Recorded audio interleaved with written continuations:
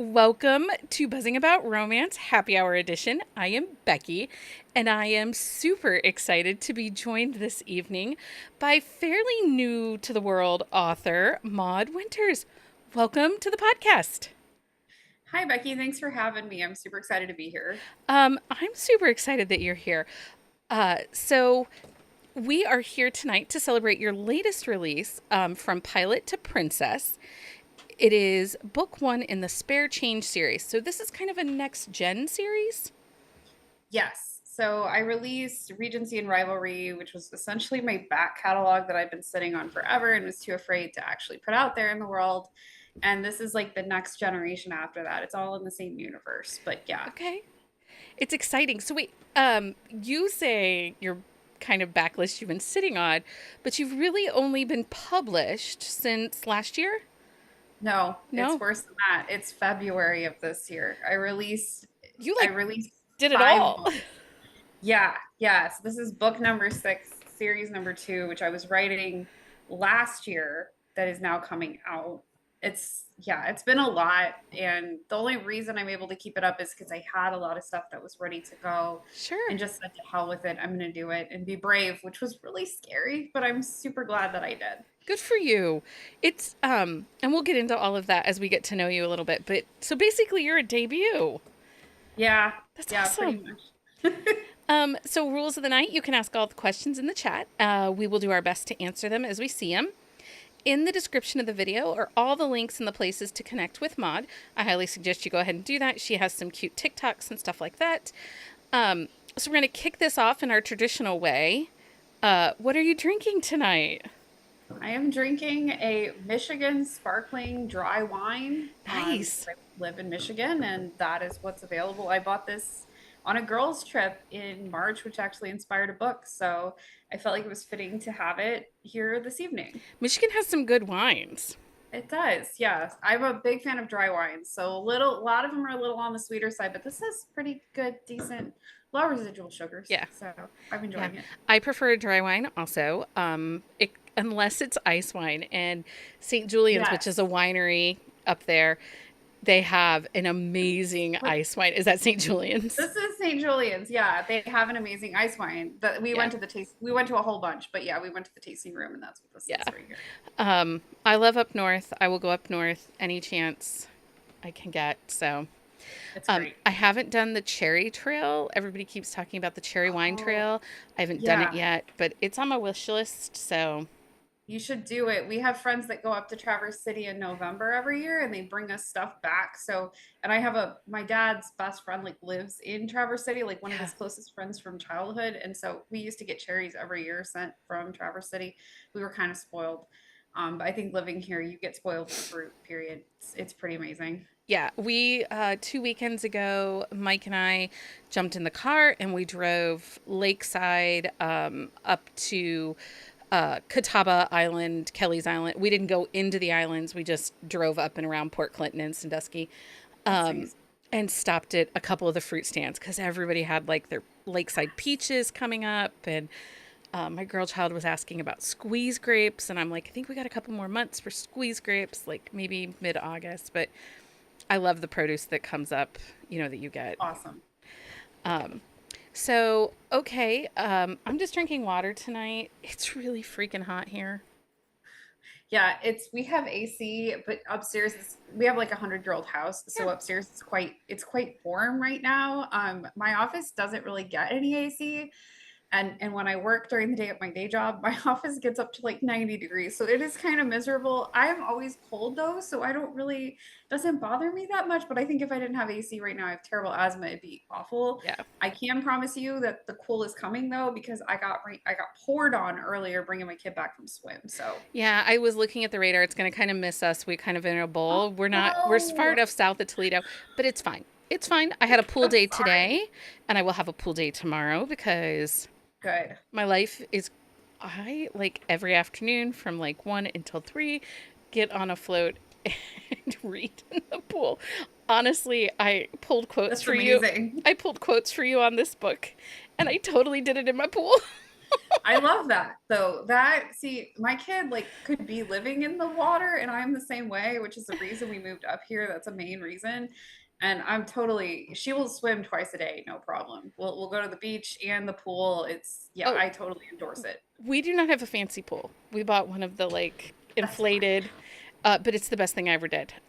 Anyway, so let's get to know you a little bit because I want people who are watching this to know who Maude Winters is as an author. Uh, Sure. so why romance? This is like the best question. I got into these sorts of stories, like literally stories, because my great grandmother Ruth, she would watch Dallas and all of these primetime soaps in reruns and you name it. And she read a lot of pulpy books. Like, and I don't say that as an offensive thing. Like it was digestible and it was available. Yeah. And I just read absolutely everything. I read lots of classics and lots of Daphne du Maurier, who's still one of my favorite authors. But I love intrigue, but I love something comfortable that you can cuddle up with. I want that. And after doing a PhD and being so completely bored out of my mind with reading, for reading 1,000 pages a week of boring things, I finally got back into reading and I was listening to audiobooks and they were all romances. And I was like exercising, I was riding my bike all over. And it was like, this is exactly what I love. I loved writing this. And so I started writing again. And it just brought me out of the pandemic in a way that I was dealing with a lot and very depressed. And it got me back into doing the writing that I loved to do when I was younger and doing the reading I loved to do when I was younger. It was like open arms, really. It was Yeah. wonderful. There is something really comforting and affirming about romance, but there's also like this it's a warm hug when your life is kind of a little chaotic or you're not necessarily in a great place. Rereading your other story, the stories that you fell in love with. And I picked up romance way younger. You had a great grandma. I had a mom who always had the historical mass market paperbacks by her bed, right? Nice. So Yes, in the love those. 90s, I grew up reading all the Jude Devereaux and the Joanna Lindsays and the Julie Garwoods. And I loved those books. I loved them. She and her lady friends had like the paper bag of books that would go from house to house. Yes, my mom had these. My mother reads a lot of a very diverse, but like that when you said that the Julie Garwood episode was like so very affirming in a way. Like I listened to it and I really cried. Like I was tearing up because it was so true. Like so many things that you said, and it's like I could smell the paperbacks, Yeah. right? That sort of embracing reading and just devouring it and maybe feeling a little like cheeky about it, like should I be reading this sort of thing?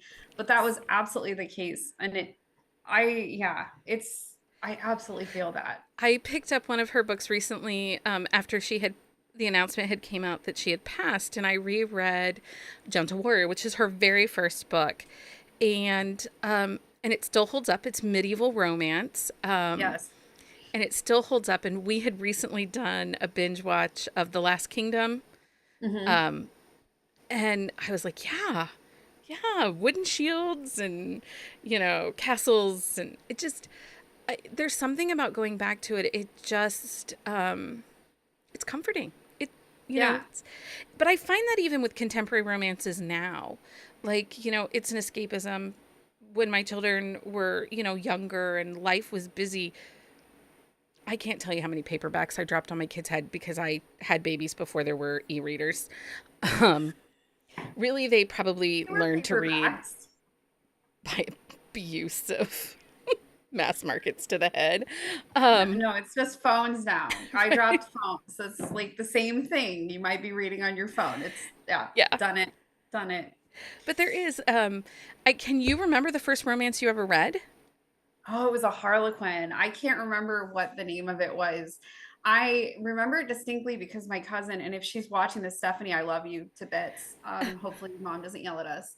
But we stole like we bought it for like 25 cents at the Salvation Army. And we read it like in bits and pieces. And we were we were like 11 and 12. And we were so petrified that somebody was gonna catch us reading that we shoved it behind her bureau, like 10 pages. We were both voracious readers. We like lived at the library in the summer. And then we were like, well, we need to know how this ends. Like, we need to know that they get together. There was like a boat involved. It was a whole thing, and I, for the life of me, I can't remember what it was, but we fished it out by like putting duct tape on something and pulling it. We were so desperate to read those last 10 pages. We did. I'm sure my aunt does not care. Well, yeah. um but at the time I was petrified that anyone knew I was doing this, so it was cute. But yeah, that was the first one I ever read. You're a grown up now. I'm pretty sure they can't ground you guys anymore. Probably not. But I told my mom she can't read my books, although I don't know if she's adhered to that rule. My dad seems to know too much about them, so that makes me nervous. And he's told all of his friends about them. So if they're watching this, then congratulations, you're in on the secret. But I'm mortified, absolutely mortified still. It's so, Yeah. that's so funny because, so, I have adult children now. They're 20 and 18. My son tells people all the time, yeah, my mom, she does stuff with porny books. I'm like, they're not porn, so please stop. But my girl child now, like for the last 2 years, she steals books off my shelves, but she only reads queer romance, which is fine.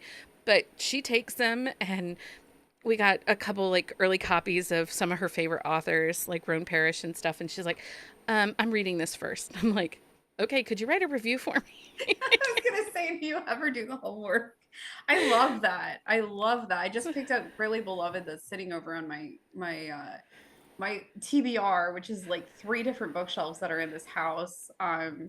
My daughter is way too young to be reading my books. Today I have like stacks and stacks because I have so many events going on the next month. I bought all these books, and she's like, which ones have princesses in them? And I was just like, all of them, every one of these. She doesn't quite get it, thankfully. So Susie asked why Regency. And well, Susie, what I should tell you is that these are not Regency. These are modern royals. And we'll come back to questions too, because we're a hot mess all the time. Anyway, It's so okay. why modern royals? Because I think it's fascinating. I have I have no reason to love royal gossip. Like, I have no connection to the UK. I don't even think they're that attractive. Yeah. Like, I watch Matter of Fact on TikTok when she breaks down like all the fashion, and then there's the whole Harry and Meghan thing, and I watched the documentary. Like, I have no business being this obsessed. Like, it's ridiculous. But why? Why modern royals? I like to play with institutions. So royalty is an institution, and a lot of the things that support it are small c conservative, very, very anti-feminist in many ways. And I love to tip that on its head with all of my heroines. So they are badasses, they are strong, they don't need a man, but they want a man in these cases. And I lived in the UK for a while, so the stuff that's back here was either given to me or I took it back. We call this our Commonwealth shelf. It's not all British. There's some Canadian stuff because I did a dissertation in Canada, so there's some Canadian stuff up there. But like it's just fun to turn it on its head, and I love the gossip aspect. My mom and I do royal gossip. If she's on here, I swear, but she loves it. And I definitely watched all of Harry and Meghan's things, and I felt like armchair expert on so many things because I've researched all this stuff to death, and I know more about tiaras than probably any woman has a right to know. Um, but I just love that I can take something that is anti-feminist in many ways and turn it on its head and question it. And the reason that Regency and Rivalry is titled that, just to like go on a tangent here, is because it's actually about a regency that happens repeatedly in the books, but it's also based on a marriage plot, which is like harkening back to some of my favorite stuff is historical. So I live for a marriage plot and turning it into something modern and inquisitive. Like, why do we care about these things? It's not necessarily high minded, but I really love deconstructing it. It just Yeah. appeals to me. I love writing it. So explain for people blah blah blah words are hard all of a sudden. Explain for everybody what you mean by marriage plot, because I know what it is, but again, I read all the historicals, but we might have some contemporary hearers that aren't.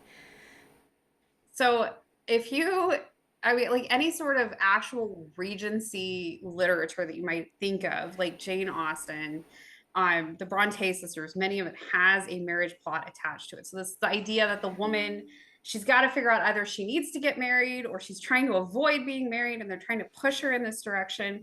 And And in the case of Natalie in From Pilot to Princess, she's the heroine.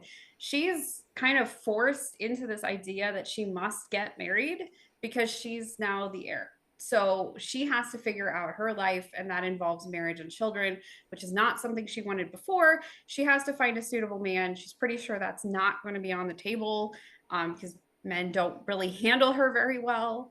But it's kind of this idea that you can just put somebody in this box and push them down the way.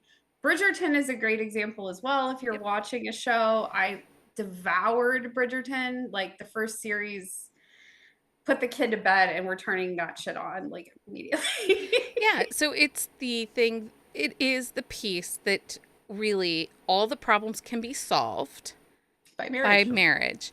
So Yes. the Duke needs an heir, or the wallflower was caught in a scandal and must marry now to salvage her reputation, or the family needs money, as we saw with Pride and Prejudice, Yes. to confirm that life will be okay once there is marriage. And I love that. I love that, and it's really interesting because we talked about this briefly as we were coming on. I take a lot of flack and a lot of heat because I don't read epilogues. Yes, you said that, and I was like, oh, I like this. I really do like this because I don't like to write them. I did for my series, the end of my last series, Which makes sense. but there was like, it's a series of 5 books, but generally I don't like them. And I like to read them as like a secondary thing for the same reason you do. It might be Yeah. a nice taster, but I want the happy ending not at the epilogue, but like before it. So, Yeah, yeah. because if you think about all of those historical romances, the Julie Garwoods, the Joanna Lindsay, the Jude Devereaux, it was Yes. marriage plot. So the marriage happened Yes. in the beginning of the book. And it And then was they find each other. learning how Yes. to navigate this new relationship with close, but really those were forced proximity. Once the marriage happens, they're forced to live together. They're forced to be together, which again, I believe, especially Julie Garwood, developed my love of the kidnapping. Because, I mean, how many Highlanders have There's so many kidnapped, Highlander kidnappings. right? Yeah, I get it. And that it's this idea that you must do. And then it will, yeah, like you said, solve all of these problems. But unfortunately, in many cases, it creates as many as it solves because I'm turning it on its head, right? It's not going to solve everybody's Right. problems. The first series, Robbie thinks that everything's going to solve if he can just marry Vanna. Life will be easy. It's not. Spoiler alert. That's not going to be the case for him. Right. So, and then his daughter now has to reckon with it. So that's serious too. Um, so you like the aspect of kind of modern royals in the marriage plot, but is there a favorite trope for you either to read or to write? Because you do sprinkle a little bit of fake relationship into I this book. I love fake relationship. It is my absolute favorite trope to write, and it comes up in a big way in a standalone that I've written that will come out probably early next year. The whole thing is predicated on this couple that has a fake relationship and it turns into something. And yes, it is absolutely a marriage plot, and that if they can make this work, all of their problems will go away and they'll get everything they want. But that fake relationship, I love to play with it. Forced proximity is a close second. And if you can also add in enemies to lovers in there, that is my trifecta. I will read the shit out of that. Absolutely. Um, so okay, so I have to ask a question because you have a background in literature and such. And I was came across a think piece about, does romance need miscommunication to be romance? Because you hear constantly all the time, because so I'm actually struggling with books that don't have third act breakups. Because Everyone's again, hating on them right now. Everyone is hating on them right now. I think I'm you need terrified to them. write one. You need them in romance. I need that moment where, and if you're writing romantic suspense, it's not as needed because you can have an outside force that Yes. forces them to, admit feelings or to come to conclusions. But just like, laying in bed, spooning each other and being like, oh, we're together forever. No, no, people. No. I need that third act. I need the drama. And I know people hate miscommunication, but Honestly, miscommunication was made for romance. Romance was made for miscommunication.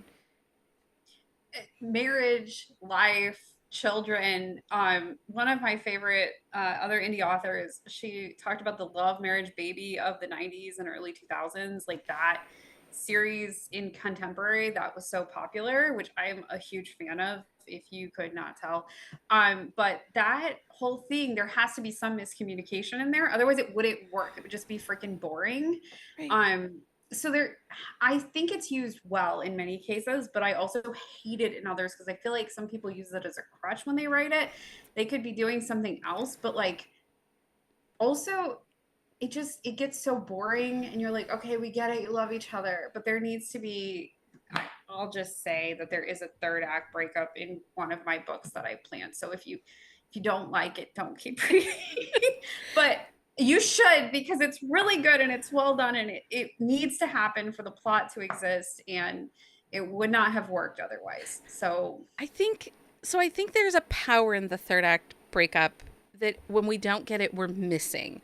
And a lot of times I feel like the story was too easy if we don't get it, or that the story was a little incomplete if we don't get it. And I have read thousands and thousands and thousands of books. Like, I've been reading romance since 1991. I took a short break for the dystopian YA books, Hunger Games, Divergent, Cinder, yes, all those, like Match. I did that. But then I always came back to romance.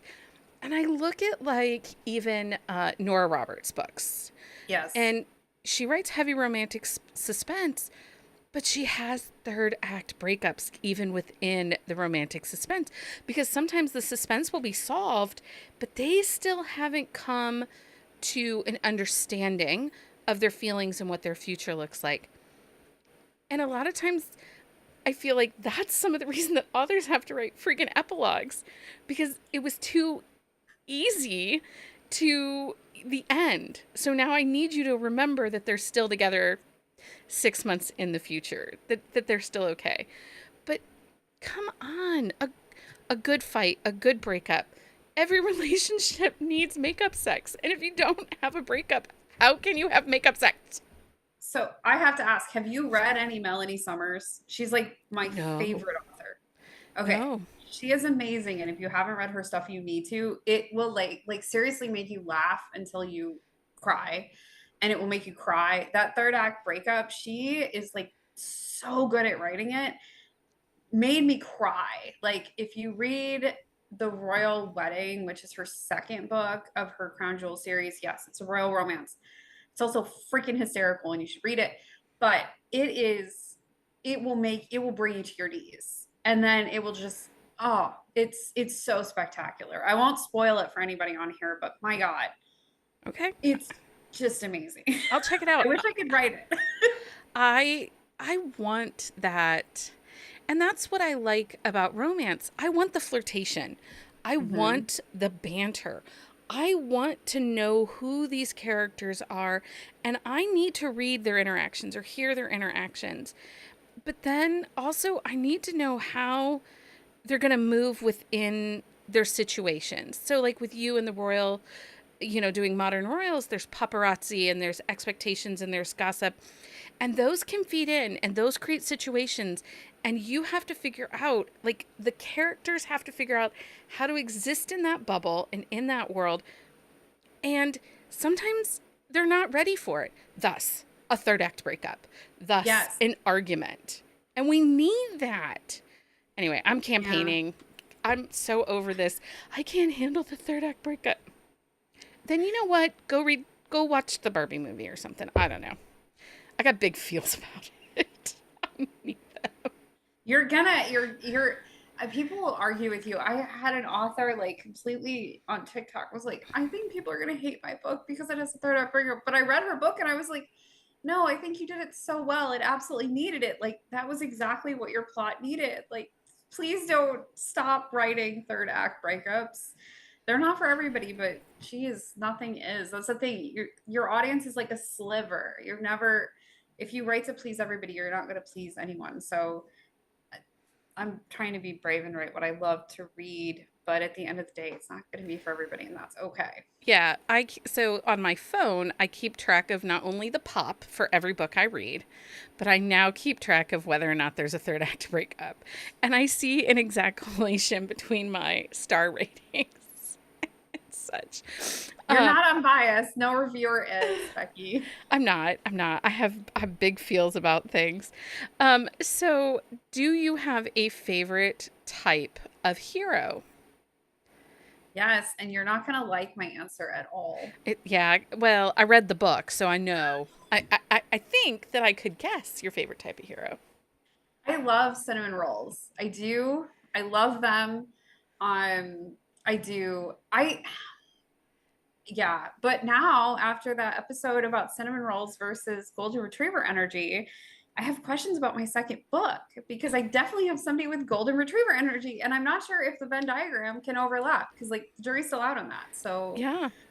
Um, we totally went off on the cinnamon roll. there was like a whole tangent. I mean, it was a long episode. I listened to the whole Was. thing, It was but it was a long episode, and it's so funny because we kind of the last couple episodes have been a little unscripted, more so than they typically are for us. And the thing is those are like average phone calls between me and the contributors. Like when I talk on the phone to Jenny and it'll be 30 minutes of something stupid and random about a book and that I just have to get out. And she'll be like, mm-hmm. She'll be like, I have 4 children and they're like cannibalizing each they other. want I need to food. go. And I'm like, wait, one more thing I need to tell you. And she's like, okay. But it's okay because she comes and visits me and I buy her deli containers and margaritas and she's fine. She did. We went to the signing in Columbus last Saturday and then we came home because she lives up in Toledo. Okay. We came back to Findlay and we ordered we got Mike to order us takeout margaritas that came in 32-ounce deli containers. It would be so. I'm such a lightweight that would be a disaster. You would not want to be my friend anymore. You would be like, girl, It's okay. go home. Jenny's kind of a lightweight too, but it was good. It was good. Um, so what is it about a cinnamon roll? Because obviously you've listened to the episode and you know my feelings on the cinnamon roll. Um, so here's my struggle with cinnamon roll. I think that the term cinnamon roll is a newer term, right? It's It is. probably Yeah. since I had no idea 2019. what it was until I was writing one, and I was like, oh, there's a word for that. Yeah, and I think that it was kind of the kinder, gentler way to say beta hero Yeah. Yeah. because there is negative connotations to being beta. Um, so, uh, so we, publishing authors said, well, I don't write betas. They're cinnamon rolls. They're squishy and soft in the middle. Um, but what is your attraction to that type of hero? And second, did you marry that type of hero? I did. Okay, I'll be really honest. Mine is not a beta hero. Mine is more a stern brunch daddy. Because he's a little gruff on the outside, but he's soft and squishy on the inside, and he's a great guy. So Yeah, he is. So it's funny. Like we talked about our tropes, and I told him, "You're my sunshine, and I'm grumpy." Like I was absolutely grumpy when we met. I was in the middle of comprehensives as a PhD student. I was not sunshine at all. And he was like, la di da di da, la di da. Like he loves life, whatever. He's very grumpy on the outside. He's gruff, but inside. But yeah, he's definitely very sweet. I like that I can write female characters that can be badasses and come home to someone who is not offended by their sense of being the alpha essentially. Like I like to play with that. I like to turn it on its head. And I like that Ed's like this sexy, really sexy guy, and everybody might think that he's an alpha, but he's not. He's like a real sweetheart, and he just wants to be loved. Like and they have great sexual chemistry. That's one thing people have been saying, but I thought that they really had good sexual chemistry at least. And part of that comes from her being able to let her guard down around him and him being sensitive. I would definitely say he has some golden retriever energy though, because he's a good boy. Yes. He's a good boy. He's like, He's a very good boy. oh, okay. Like the scene, like at the party, and he's just like, yeah, come on. Yeah. Like, Yeah. I'm a good He boy. definitely does. And he's a people pleaser too. That trait especially, he wants her to be happy. He wants her to Yeah. love him. Um yeah, he wants to please her at the Yeah. end of it in all ways. But yes. I really like, obviously, a grumpy, stern brunch daddy. Like, that's my type. Honestly, and we talk about him all the time on the episodes. Wander, um, he's the silver fox that's on a ton of covers, but he's also a photographer. Mhm. If he's on a cover, I read it. Like, I have a type. He's got a gray beard. I married a man with a gray. Mike I has a love a gray beard beard. now. Like, I got a type. Love a Um, beard. okay, so inspiration here for your royals. We talked about how you lived in the UK though, and you kind of love all of that stuff and the gossip. But she's a pilot, and not just I fly planes, but she's in the British Air Guard. Yeah, she is in the RAF. She's a fast jet pilot and like one of the 1% of pilots. I mean, so if you read the first series, you know her uncle is like an ace. And so she grew up with him teaching her to fly. I did so much research for this book on fast jet pilots, but specifically female fast jet pilots, and I read a ton of autobiographies. So this was research. I love aviation and I'm a huge plane nerd. So that was kind of the inspiration, but I thought like I read um a biography by a RAF pilot and I was like this next heroine is going to be she's going to be a pilot. And that was ages ago. And then I read more and more biographies and I was just like, hell yeah, she's going to be a pilot. People have reacted really well to it. I wasn't sure because it's a little bit of a contrast, but I love that she's in charge. But she's also not because in the world that she's now inhabiting, she doesn't like walking in heels and she's really socially awkward and She's a mess. she's a Sister hot is a mess. hot mess. But when she puts on a flight suit, she owns the room.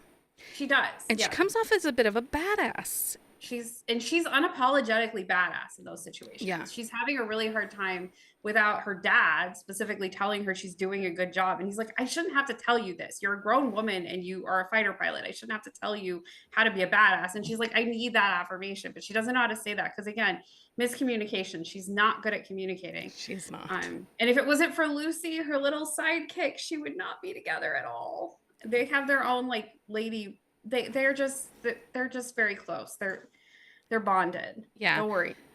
Um, I liked the contrast though between of the moments that she puts on the flight suit to the moments that she's in princess mode, because it gives her a lot of growth as a character. We see her come Yes. to acceptance of what her future is going to look like and who she is, and but also how she's going to own that new title and that new purpose for her life. And Hmm. so is that hard to write? Yeah. I mean, I cried. I often cry when I write. And my husband, I don't know if he knows this. He's like listening to me right now. He edits all of my stuff. So to be fair, he reads it all. It it can be really emotional. Like when she has her retirement ceremony and everybody says all these nice things about her, when she has her ceremony where she's getting her new regalia, it was really hard because I'm like, she's putting this aside. And when she finds out the news and has to tell her partner at the time, it was really hard to write, quite frankly, because you feel like part of her life is dying and you're invested in it. Yeah. It's hard. Yeah. It's really well done. It is, you definitely show the reader. You do a lot of showing and not telling, which I appreciate, as she's kind of struggling to figure out like where she's supposed to be Yeah. and Thanks. what she needs to be. Okay, I tell everybody what is next for you. I got to find my papers. Oh, this Duchess material is my second release in this series, and it is coming out on the 22nd of September. It is gonna be a continuation, obviously, but if you liked Lucy from Pilot to Princess, you're gonna really love this book. She gets her own arc. So that, and then obviously Natalie and Ed remain in the series and they have their own trials and tribulations, but it's primarily focused on Lucy and I won't spoil it beyond that, but Lucy and her beau. It's It's going to be the next one out. And then I have a couple more standalones coming out this year that are also located in the same universe, but aren't directly attached to the first series or the main series. So, Okay. yeah, there's O- going to be a small town in November, and I will be releasing a Christmas novella, but I'm not saying much about that one. Okay. Okay.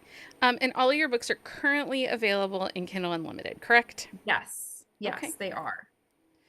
Okay, so And we're they going will remain. they will be. Okay, so we're going to ask you some would you rathers, Oh okay? gosh. Okay. Would you rather chain yourself to a lion or have a ton of maggots crawl all over you? These are terrible questions. That's a terrible question. I'm terrified of bugs. Yeah, So I'd say the lion because I'd like try to get to know it and train it, which I know like you can't train lions, but I would try and like hope it was my best friend for a while. And then I would hope, oh my God, my computer is doing something really weird, Becky. I think I need to plug it in. It's like, it's not okay, telling me that it's dying yet, but it's like that's fine. flashing me C++, and that's not a good sign. It's possessed. Give me 1 second. I'm going to go off video for just a Okay, second. that's fine, no problem. Everybody, you can find the From Pilot to Princess available right now in Kindle Unlimited. Uh, Also, don't forget that Friday night we are hosting our summer reading slumber party over in our Discord. If you're not part of our Discord, you can find it linked on the website at bookcaseandcoffee.com. We are going to have giveaways. Authors are dropping in. Maude will be there on Friday night for all the fun. Um, I bought new pajamas. So, you know. Are you okay now? Yeah, finally. I don't know what the deal is with it, but it was like giving me a big middle finger. I don't know. This computer is like possessed. All of my computers are possessed. It's okay. Okay, would you rather sleep in an open grave or a cage at the zoo? I would rather sleep in an open grave. Yeah, That sounds peaceful in a way. Like that may sound rather morbid, but yeah. I love cemeteries, so I would rather sleep in an open grave. Would you rather pirates hold you captive or a marching band serenade you? How good is the marching band? I have perfect pitch. If the marching band is not very good, I'm going to go with the pirates. Oh my god. I need to know what your pitch is. Can I please audition the marching band? No. Yeah, please. I need to know so I can make an educated decision here. Um okay, so would you rather give up your cell phone or your bank card? Well, my bank card has Apple Pay, or my bank card is on my cell phone. So no, I will not be giving out my little computing device in my pocket. You know, it's so funny. I didn't really get a cell phone till 2010, I think it was. And I was one of the last to get a cell phone. But when I first got my cell phone, I got like an Apple phone. We had AT&T and T and we got an Apple phone. And everyone's like, but it's not Verizon. And I'm like, I don't even really know if I need this. Like, it feels weird. If if I'm not home, leave me a message. Um, and now, fast forward 13 years, I would be freaking lost, like legit lost. Although Mike drove us to Columbus, and none of us had ever been in this area of Columbus, and I threatened to print out MapQuest directions the next time we go on a trip. I explained MapQuest to my child the other day, and she was like, "What? You had to hold the map? It didn't tell you through your car?" And I was like, "No, sweetie, but when Daddy was little, because he's slightly older than me, they actually had physical almanacs you had to keep in your car because there was no MapQuest because there was no internet." And she was like, "What? You didn't have phones?" I'm like, "No." I'll be really honest. Like when I got my first car, that was what my grandfather bought all of the grandchildren was the leather-bound AAA We road had map one. almanac. We had one. Yeah, we did. But that was a long time ago in a different century. Yeah, my children like to remind me, you lived in the last century. So I'm like, you all are shits, so go away. Uh, if you could not fail, okay, no risk of failing, is there one thing you would do? yes. this may be on brand for me, but I would become an NTSB investigator and investigate plane crashes. That's what Okay. I would do. Okay. So to some degree, I work in information security. So the idea of an incident response thing is totally on brand for me. And I love trying to manage chaos and checklists. But if I could do it, I watch tons of air disasters. That is absolutely what I would do. If I could not fail at it, but I'm not. See, that's the thing. I'm too worried internally about being able to do something like that because people's lives are at risk.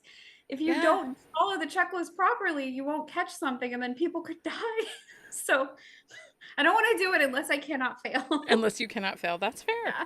That's really fair. Um, okay. So I told everybody from Pilot to Princess is available right now. It's available in Kindle Unlimited. You are going to join me Friday night over in Discord Yes. for Slumber Party. So I have to ask you, do you have a snack planned? Oh my gosh. Probably this is going to sound terrible. It's either going to be Cheetos or corn pops. I It's love a going to be good one of the Cheeto. two.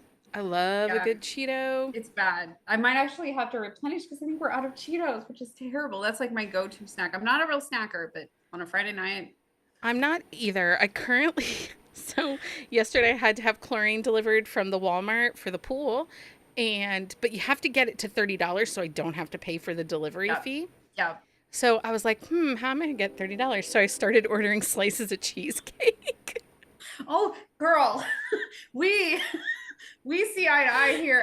I bought an entire cake for my release, but I often buy an Eli's cheesecake. So the whole cheesecake I and have just, it shipped to my house. I bought 4 slices, the big, thick, chunky slices Oh from the yeah. Walmart. They're so good. And my husband's like, can I have one of these? And I'm like, yeah, I guess. And then the girl child had one. And then I ate the other two, so it was fine. The boy child wasn't interested. He had an ice cream cone. Um, so like I'm sitting here debating like, do I want Cheetos? Do I want like movie butter popcorn or cupcakes? Like I saw some cupcakes from one of the local bakeries, but I'm still in my cheesecake era, so maybe it'll be cheesecake. Oh, cupcakes sound good. I had two for release day that I picked up at the start of release day, and my dog jumped on the table and ate the box and the cupcakes, the whole box Good job. Good and the job. cupcakes. Yeah, and then ate like chips as well that were in a sealed bag, and then brought the other thing of chips to the table like she was gonna sit down and have a meal. Yeah. That's so funny. That is so funny. Anyway, okay, everybody. Tomorrow night I am live over on Instagram with author Kayleen Winters. We're celebrating her latest released Hate Date. And then also you can hang out and join us on Friday night over in Discord for our slumber party. Maude, thank you so much for hanging out. Thanks for having me. I had a really good time. Of course. Until next time, everyone, happy reading. Bye.